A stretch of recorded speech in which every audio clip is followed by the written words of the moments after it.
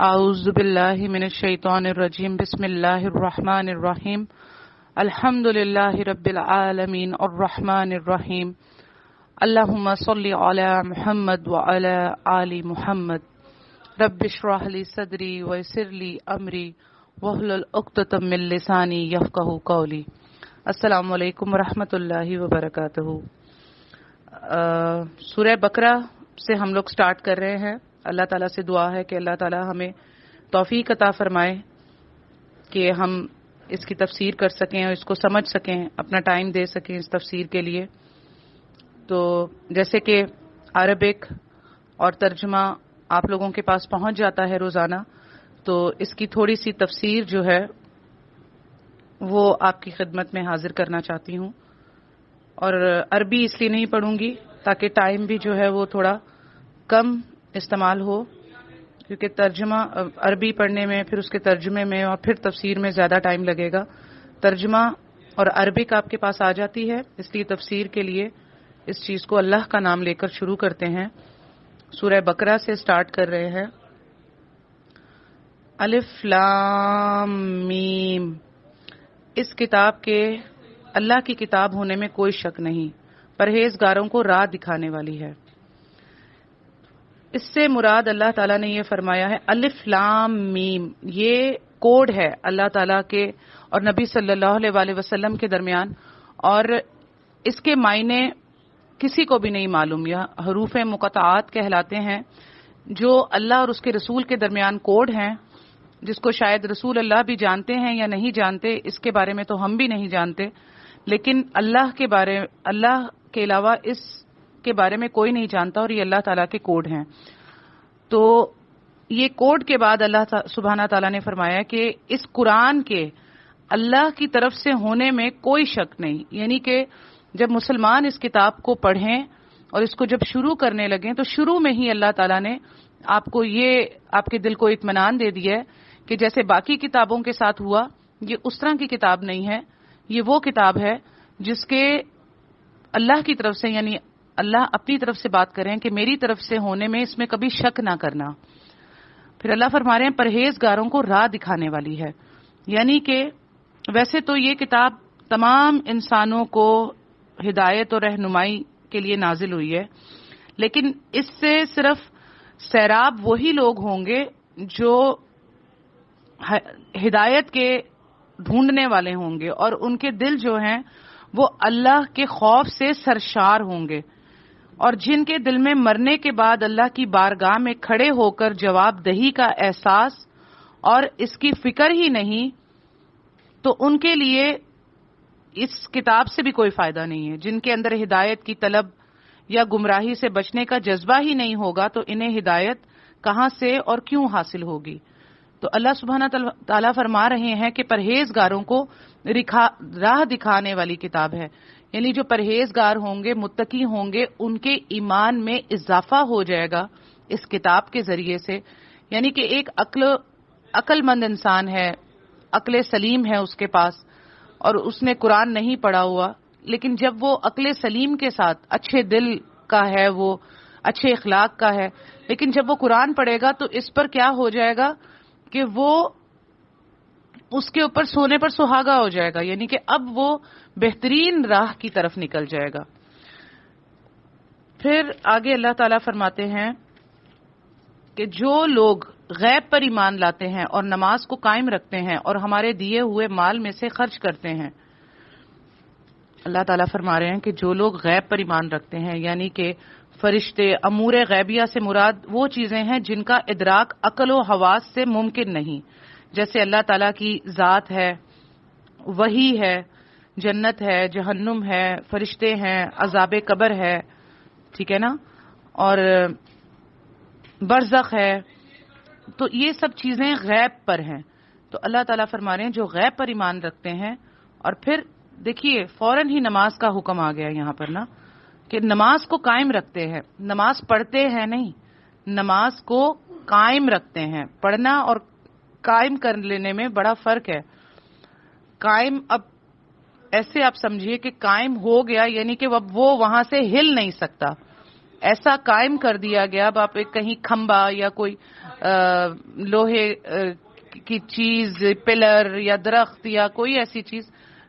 بہت زمین میں کھود کر اسے بالکل وہاں لگا دیں تو اس کو وہاں سے کوئی ہٹا نہیں سکتا، یعنی وہ قائم ہو گیا وہاں پر. تو نماز کو قائم رکھتے ہیں اور ہمارے دیے ہوئے مال میں سے خرچ کرتے ہیں.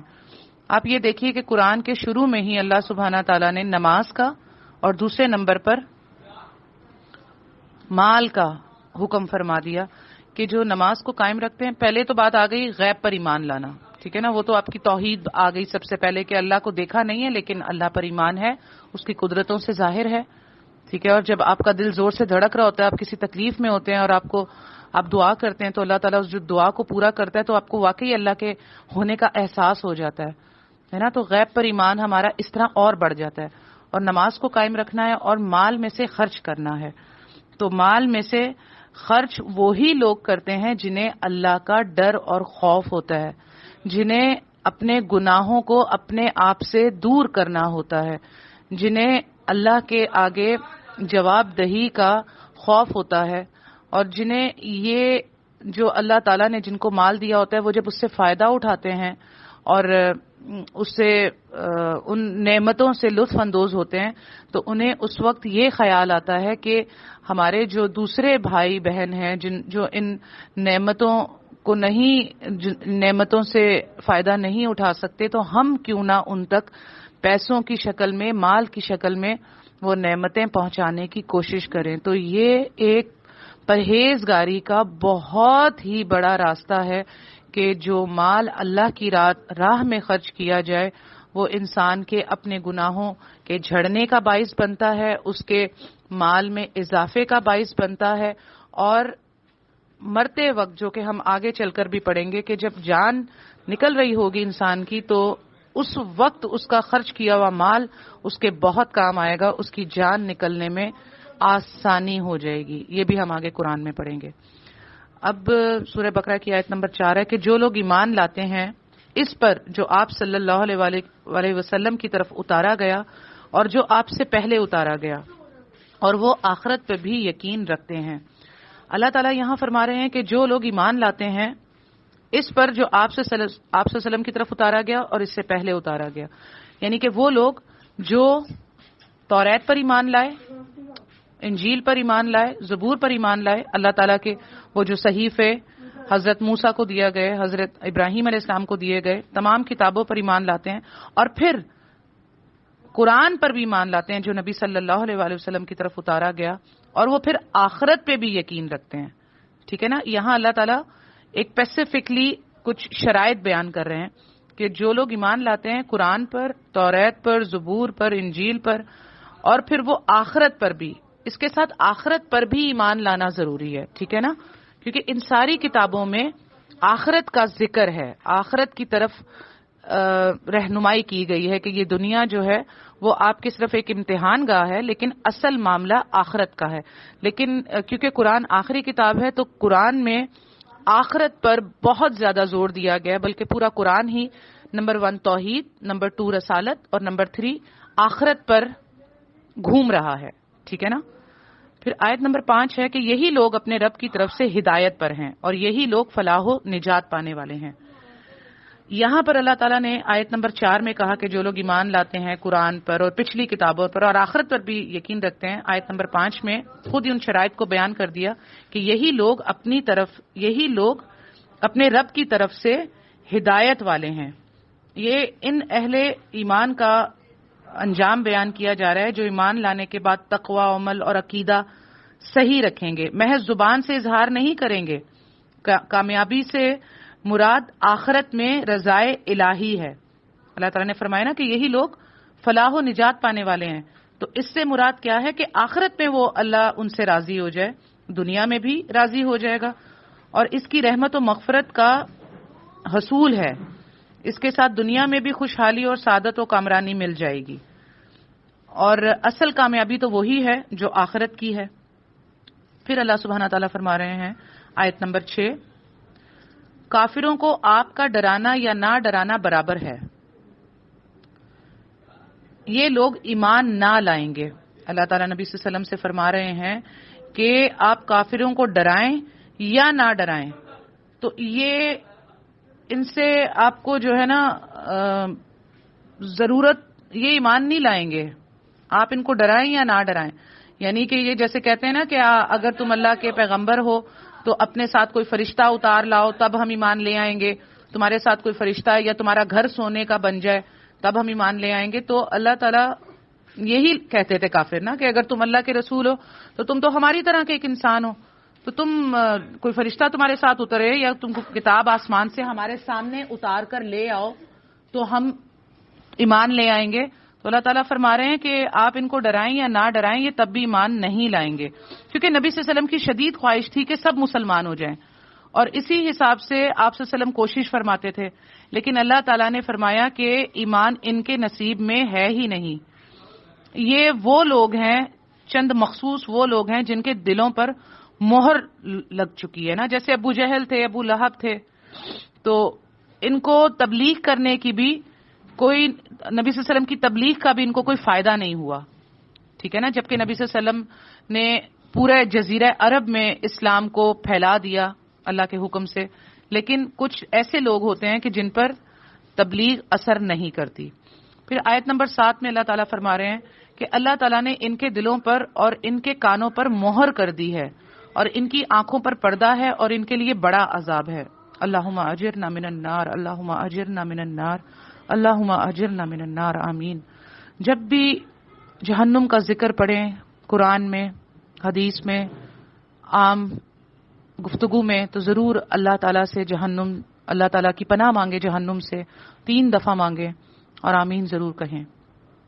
اللہ تعالیٰ نے یہاں فرمایا کہ ان کے دلوں پر، ان کے کانوں پر مہر لگا دی اور ان کی آنکھوں پر بھی پردہ ہے. یہاں اس سے مراد اللہ تعالیٰ کی یہ ہے کہ جن کے دلوں پر مہر لگ چکی، جیسے ہوتا ہے نا کہ انسان ایک گناہ کرتا ہے تو اس کے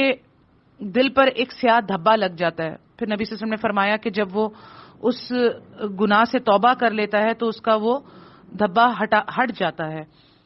اور لیکن اگر وہ توبہ نہیں کرتا تو وہ دھبا رہ جاتا ہے، اور پھر دوسرا گناہ کرتا ہے تب بھی توبہ نہیں کرتا تو 2 دھبے ہو گئے، پھر 3 دھبے ہو گئے. تو دل ہوتا کتنا سا ہے، اگر اس کے اوپر اسی طرح دھبے پڑتے رہیں گے تو وہ تو بہت جلد ہی سیاہ ہو جائے گا نا. تو اس طرح پھر ایک وقت آتا ہے کہ وہ گناہ انسان اتنا کرتا چلا جاتا ہے، اتنے گناہ کرتے چلا جاتا ہے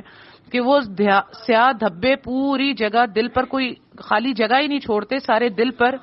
بھر جاتے ہیں، اور آخر کار پھر اس کے بعد بھی کتنے وقت تک دل اسی حالت میں رہتا ہے، اور آخر کار پھر اس دل پر مہر لگ جاتی ہے اور کانوں پر بھی مہر لگ جاتی ہے. اب آپ یہ دیکھیں نا کہ بہت سے لوگ قرآن سے بھاگتے ہیں، قرآن کو بس ہاں ایمان لے آتے ہیں، اس کو چومتے ہیں، چاٹتے ہیں، رکھتے ہیں، لیکن اس سے کبھی ہدایت حاصل نہیں کرتے. تو کیا ہوتا ہے کہ اللہ تعالیٰ ان سے وہ توفیق چھین لیتا ہے، ان کے دلوں پر مہر لگا دیتا ہے کہ اب ان کے دل جو ہیں وہ اس قرآن کی طرف نہیں لپکیں گے، اور ان کے کانوں پر بھی مہر لگا دیتا ہے کہ ان کے پاس دنیا کے اور کام کرنے کا وقت تو ہوتا ہے، لیکن ان کے پاس قرآن کی عربی سننے کا، قرآن کو سننے کا، یا اس کا ترجمہ سننے کا، یا اس کی وضاحت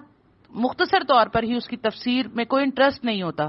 تو کیا ہوتا ہے کہ ہمیں یہ ڈرنا چاہیے کہ کہیں ہمارے کانوں پر مہر تو نہیں لگ گئی اللہ کی طرف سے. تو اس چیز سے ڈر کر جو ہے ہمیں سننا چاہیے، ہمیں وہ ٹائم دینا چاہیے کہ ہمارے دل پر مہر نہ لگ جائے، ہمارے کان پر مہر نہ لگ جائے، اور ہمیں اپنے گناہوں سے، گناہ ہونا دیکھیں نارمل بات ہے، ہر انسان سے ہوتا ہے، لیکن اس پر توبہ کر لینا یہ مین چیز، اصل بات ہے. تو اس دل پر سیاہ دھبا جو پڑے گا وہ مٹ جائے گا، نہ کہ دوسرا سیاہ دھبا پڑ جائے، تیسرا پڑ جائے اور پورا دل کالا ہو جائے، سیاہ ہو جائے، اور پھر آگے کچھ وقت کے بعد اس پہ مہر لگ جائے کہ وہ اللہ کی ہدایت سے ہمیشہ کے لیے دور ہو جائے. تو اس چیز سے ڈرتے ہوئے یہاں پر ہمیں خیال رکھنا چاہیے، کیونکہ اللہ تعالیٰ فرما رہے ہیں کہ ان کی آنکھوں پر بھی پردہ اور ان کے لیے بڑا عذاب ہے. تو یہ چیز سے ہمیں ڈرنا چاہیے کہ ہم اپنی دل کی جو آنکھیں ہیں ہماری، انہیں قرآن سے روشن کریں،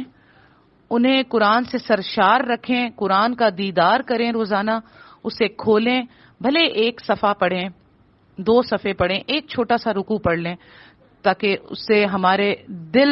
جو ہے وہ آباد رہیں، ہماری آنکھیں روشن رہیں، ہمارے دل زندہ رہیں، نہ کہ مردہ ہو جائیں۔ پھر آیت نمبر 8 میں اللہ تعالیٰ فرماتے ہیں کہ بعض لوگ کہتے ہیں کہ ہم اللہ تعالیٰ پر اور قیامت کے دن پر ایمان رکھتے ہیں، لیکن در حقیقت یہ ایمان والے نہیں ہیں۔ یہاں پر اللہ تعالیٰ ذکر کر رہے ہیں تیسرے گروہ کا، جو منافقین کا ہے، جن کے دل تو ایمان سے محروم ہوتے ہیں، مگر وہ ایمان والوں کو فریب دینے کے لیے زبان سے جو ہے نا ایمان کا اظہار کرتے ہیں۔ اللہ تعالیٰ نے فرمایا کہ وہ اللہ کو دھوکہ دینے میں کامیاب نہیں ہو سکتے، کیونکہ اللہ سب جانتا ہے۔ تو کون ہے بعض لوگ؟ اللہ معاف فرمائے، ہم بھی اسی زمرے میں آتے ہیں کئی دفعہ، کیونکہ ہم اللہ تعالیٰ پر اور قیامت کے دن پر ایمان تو رکھتے ہیں، لیکن جب پردہ کرنے کی باری آتی ہے، جب نماز پڑھنے کی باری آتی ہے، جب زکوٰۃ دینے کی باری آتی ہے، تو ہم کہتے ہیں جی یہ جو پہنا ہوا ہے اس کی زکوٰۃ نہیں دیں گے، جو رکھا ہوا ہے اس کی دے دیں گے، جو پہنا ہوا ہے اس زیور کی زکوٰۃ تو ہے ہی نہیں۔ اور پھر پردہ کرنے کی باری آتی ہے تو ہم کہتے ہیں پردہ آنکھوں میں ہونا چاہیے، دل میں ہونا چاہیے، ایسے ظاہری پردے کا کوئی فائدہ نہیں جب تک دل میں شرم نہ ہو، آنکھوں میں شرم نہ ہو، ہے نا؟ ہم بھی ایسی حرکتیں کرتے ہیں نا کئی دفعہ، اور اللہ پر تو یقین رکھتے ہیں، قیامت پہ بھی رکھتے ہیں، لیکن جو ہے قطع رحمی کرتے ہیں، رشتہ داروں سے رشتے توڑتے ہیں، چھوٹی سی بات پر کہ جی اس نے میری صحیح عزت نہیں کی، میں اس کے گھر گیا